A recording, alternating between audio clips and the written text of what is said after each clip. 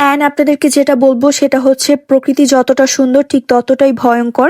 So ভুলেও বাচ্চাদেরকে নিয়ে এখানে নামবেন না, অনেক বেশি পাথর অ্যান্ড পিচ্ছিল থাকে, খুবই রিস্কি। এরপর আমরা লাঞ্চ করার জন্য চলে আসলাম। সো অলরেডি তখন 4টা বাজে অ্যান্ড আমরা সবাই অনেক বেশি হাংরি ছিলাম। অর্ডার করে বেশ অনেকখানি ওয়েট করার পর আমাদের খাবার চলে আসলো অ্যান্ড আমরা তাড়াতাড়ি করে খাবার খেতে বসে পড়লাম। মমিন ভাই বলছিল আমাকে ভিডিও করো, সো ভাইয়াকে একটু ভিডিও করে নিলাম। আর আজকে আমাদের খাবারের মেনুতে খুবই স্পেশাল একটা আইটেম ছিল, যেটা হচ্ছে পাহাড়িদের ট্র্যাডিশনাল ফুড ব্যাম্বো চিকেন। বাসের ভেতরে থাকা গরম গরম চিকেন গুলোকে ওরা আমাদের সামনেই ঢেলে একদম সুন্দরভাবে সার্ভ করেছিল, কিন্তু এটা খেতে খুবই পচা ছিল, একদমই বাজে। মানে এটা খাওয়ার পর মুখের রুচি মনে হচ্ছিল চলে গেছে। এরপর সন্ধ্যা হয়ে আসছিল আর লেকে হচ্ছে তখন অনেক বেশি ঢেউ বেড়ে গেছিল, অনেক মানে অনেক।